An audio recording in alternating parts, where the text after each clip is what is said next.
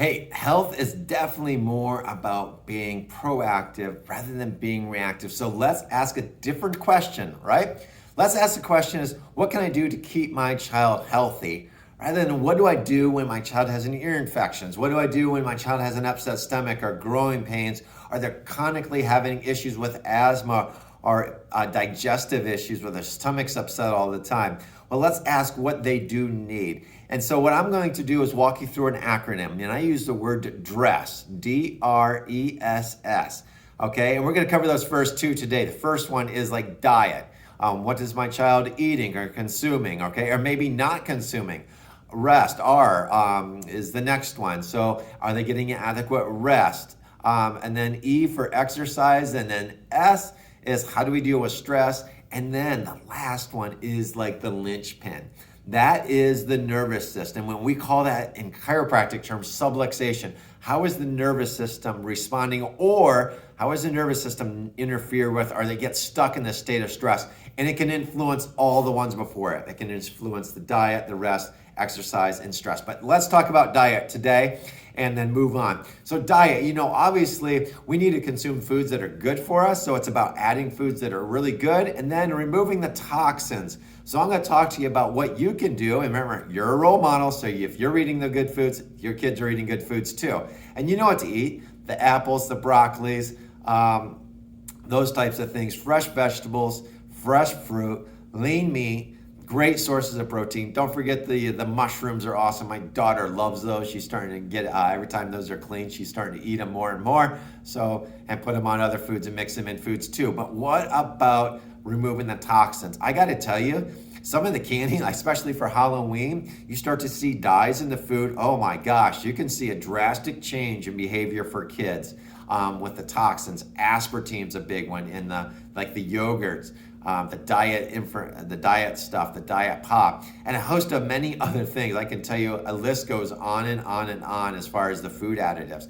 So bottom line, if you have to read a label, it's probably not food. I'm sorry to say that, but hey, if you're eating an apple, there's no barcodes on an apple. Well, there kind of is on a sticker, but you don't have to read what the ingredients of an apple is. You're not reading the ingredients of fish. You have to be smart on what you're buying for fish, but it's a fish, right? And like grilled fish, great for you and your kids. So get this. Sometimes it's not a matter of what is consumed, but what is bought is what gets consumed. What you buy is what your kids are going to eat. What is readily available in your house is what your kids are going to eat. That's why, I always want to have maybe cut up peppers in the fridge. My daughter absolutely loves strawberries. She loves strawberries, so it's very rare that I go a week without having some kind of cut up strawberries where she can just grab them. Hey, Haley, do you want strawberries for breakfast this morning? Absolutely. Blueberries, we got smoothies. There's always bananas in there. There's apples. We can slice those apples up. Make them very handy and convenient for the kids to grab. That's right in front of their face, especially when you open the fridge too. So that's what you have to do. It's not a matter of what's consumed. It's a matter of that decision of what you eat and your child eat is when you make that purchase at the grocery store, okay? Or if you grow up by yourself too, okay? So let's move on. Obviously, diet plays a big part in your health, but rest also, getting adequate sleep. Now, what is sleep?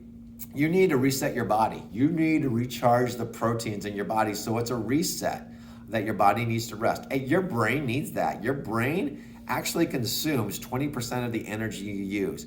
And it is a strong working organ too. When you use it, you feel exhausted throughout the day. And kids need that too. They need to feel mentally exhausted. They need to feel physically exhausted. And that's the difference between stress. If they're not getting that mental stimulation, if they're not getting the physical stimulation, they're not going to sleep as good. They need to go to bed tired. And tired means not like fatigued. I mean, they need to go to bed tired, like their body wants to shut down and their brain wants to shut down, and they'll go and they will fall asleep better. So, hey, those are my 2 tips. Make sure that food is readily available, that you are buying what you buy is what your kids are going to eat, what you're going to eat too, right? Remember the role model. And then making sure they're getting the proper stimulation, not only physically, like they're getting outside and playing, but they're also getting the mental stimulation. They need to learn how to solve problems. They need to learn, like, hey, reading books and figuring things out by themselves. It's a great way to stimulate that brain and get them really nice and tired so they fall asleep so much easier at night. Hey, this is part 1 of my series of keeping your kids healthy. Join us for part 2 when we talk about exercise and stress.